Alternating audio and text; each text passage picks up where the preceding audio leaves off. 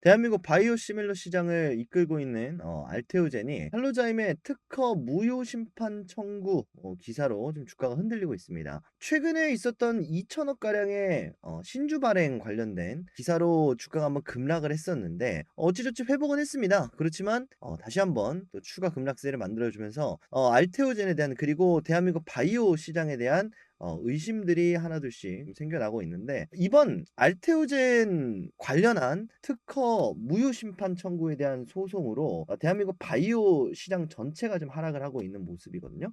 그래서 이런 상황이 사실 발생할 수밖에 없습니다. 어쨌든 큰 손들은 바스켓으로 좀 물량을 담는 경우가 많기 때문에 요거에 대한 설명을 좀 차후에 드리도록 하고요. 요번 알테오젠의 요번 소송이 아직까지는 머크사 쪽에서 소송을 했다 정도고, 머크사의 의도가 파악이 되지가 않고 있습니다.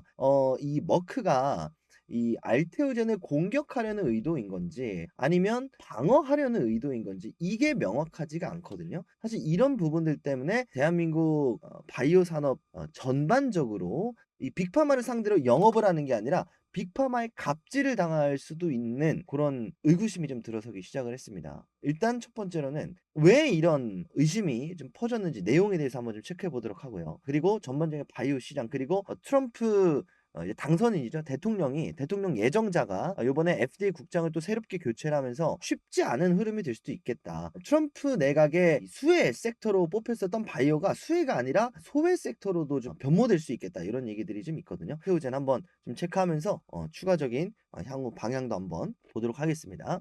여러분들 영상 시작하기 전에요. 구독, 좋아요 한 번씩 눌러주시면 영상 제작에 정말 큰 힘이 되니까요. 영상 시작하기 전에 구독, 좋아요 한 번씩 눌러주시고 영상 시작하도록 하겠습니다. 자, 일단 소송 내용 먼저 보도록 할 텐데, 경쟁사 할로자임 쪽에 머크사가 특허를 무효로 하는 심판 청구를 했다라는 내용인데, 내용은 어찌됐든 간에 간단합니다. 이 주사 제형으로 키트루다를 변환시켜서 피하에다가 피부죠. 피부에다 주사하는 요 기술을 특허 무효다라고 미리 심판을 했다라고 보시면 되겠습니다. 왜냐? 결국 키트루다의 뭐죠? 라이선스가 소멸이 되니까 요거를 가지고 주사 제형을 가지고 이제 알테오젠이 지원을 받으면서 남아있는 임상, 그리고 남아있는 마일스톤을 좀 수령을 받으면서 요렇게 일정을 진행을 하고 있었는데, 이 경쟁사의 할로자임 쪽에 다른 쪽에 이 시장 침투를 원천 차단할 것이다. 그렇기 때문에 이게 알테오젠 쪽에 득이 되는 것이다.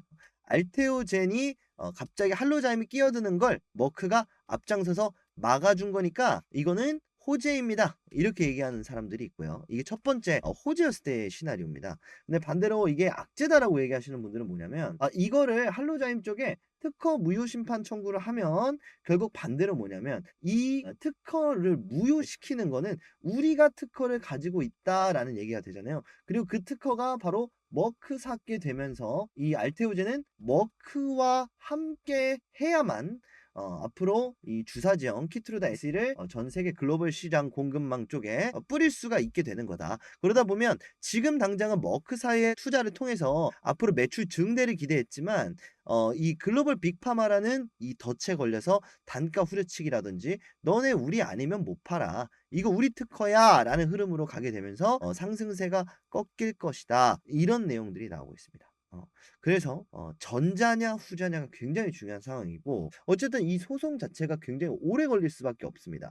단순하게 소송이 진행된다라는 것 자체만으로도 불확실성이 한 가지 좀 추가가 됐다. 이렇게 좀 보는 게 맞을 것 같아요. 어찌 됐든 간에 지금 삼상 나머지 요런 임상이라든지 정상적인 판매책 2025년, 2026년까지의 요 마일스톤 흐름에 대해서 지장이 있는 건 아니고, 어쨌든 남아 있는 잔여 계약금에 대해서는 뭐 수령하는 데 문제가 생기려면 어쨌든 임상 쪽에 문제가 생기거나 정상적으로 무언가가 진행이 되지 않았을 텐데, 이건 돌발 변수잖아요. 그렇기 때문에 이 부분에 대한 문제는 없습니다만, 어쨌든 미래 성장성에 대한 부분도 지금 주가에 반영이 됐고, 코스닥 4위였던 기업이 지금 코스닥 1위가 됐잖아요. 이 부분에 대해서도 분명히 타격을 받을 수밖에 없는 현재 상황이죠. 그나마 좀 다행인 부분은요, 요번에 미국 그 소송, 여러 가지 소송의 나라인 만큼 굉장히 빠르게 소송을 진행을 할 수 있는 1년 내에 심판을 끝내야 되는 뭐 PGR 방식으로 소송을 진행을 했다라고 하니까 2025년 내로 이 소송이 완료가 되는 흐름이 나와주긴 할 겁니다. 그렇지만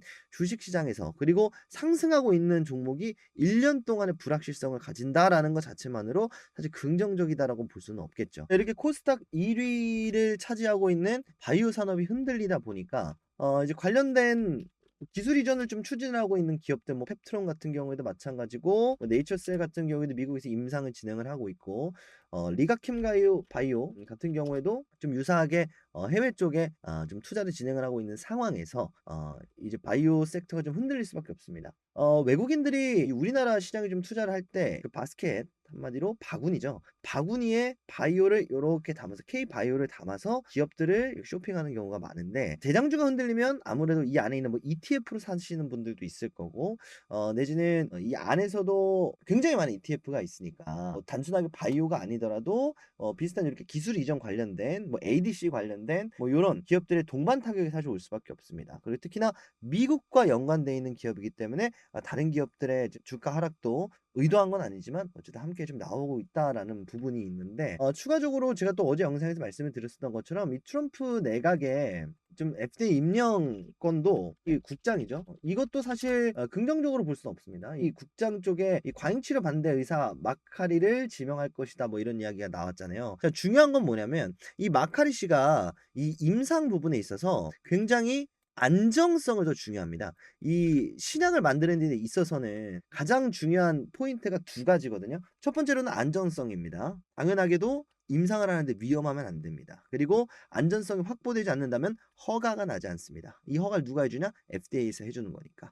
자, 이게 첫 번째고요. 두 번째는 유효성입니다. 자, 이게 약효가 조금이라도 있고 조금이라도 가능성이 있으면 신약은 약이 없는 불치병 환자의 난치병 환자의 희망인 거잖아요. 그러다 보니까 이 사람들의 희망을 위해서라도 조금이라도 가능성이 있으면 임상을 진행해도 된다. 이 사람들에 대해서 희망을 주기 위해서 약값이 비싸더라도 허가가 난다. 효과가 있을 수도 있으면 이건 허가가 된다. 뭐 요런 입장이 있는데 마카리는 안전성 쪽이다라는 거예요. 특히나 코로나 백신 때 RNA 방법에 대해서 굉장히 많은 비난을 했었던 인물이거든요. 트럼프가 되게 되면 바이오 기업을 굉장히 밀어줄 것이다. 신약 기업을 밀어줄 것이다. 왜? 바이오 기업의 리베이트가 많잖아요. 그리고 특히나 미국 시장이 가장 크잖아요. 미국 FDA 뭡니까?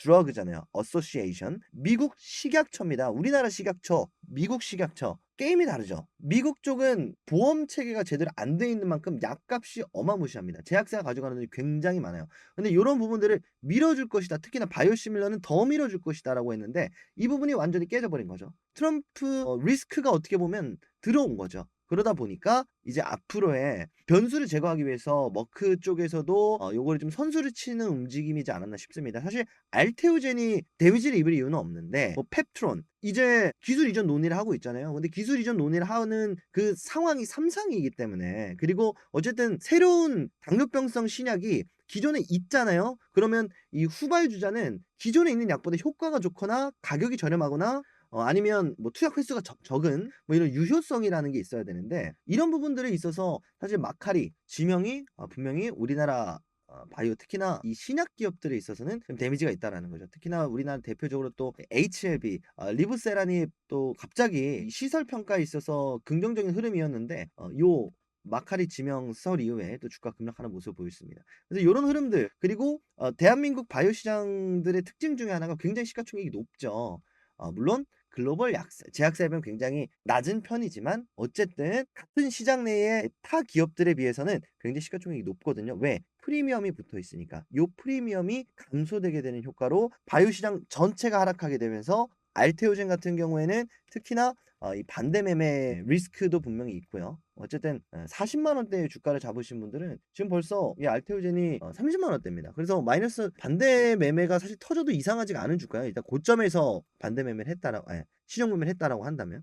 그래서 요런 부분들까지 생각을 했을 때 분명하게 다른 악폭인 부분은 있습니다. 여러 가지 해석의 여지가 있어요. 어찌 됐든 간에 1 년간에 이 소송이 뭐 잘 되든 말든 지금 당장 이번 키트루다 SC로 가지고 가는 이 영업이익은 어떻게 보면 아무런 지장이 없는 거 아니냐. 맞죠? 향후의 성장성이 문제지 어찌 됐든 간에 2025년, 2026년 남아 있는 마일스톤 기술 이전에 대한 문제는 문제가 전혀 없죠. 그러면 지금 45만 원이라는 고점에서 한 요 정도 라인까지 빠지는 거 우리가 납득이 가능하다라는 건데 여기까지 굳이 뺐다라는 거. 특히 누가 외국계 물량들이 바스켓으로 빠졌다라는 거, 뭉탱이로 빠졌다라는 거는 어떠한 의도가 분명히 좀 숨겨져 있지 않나 이런 의도가 있는 거죠. 특히나 장대 음봉을 뽑아냈을 요 두 날에 이 매도세가 엄청납니다. 요때 특히나 반대 매매가 나왔다라고 했을 때 특히나 오늘은 외국인들이 물량을 잡았거든요. 그렇다는 건 이번 소송 관련된 얘기로 한번 쭉 눌러서 털고 잡고 끌어올리겠다. 이런 관점으로 해석도 가능합니다.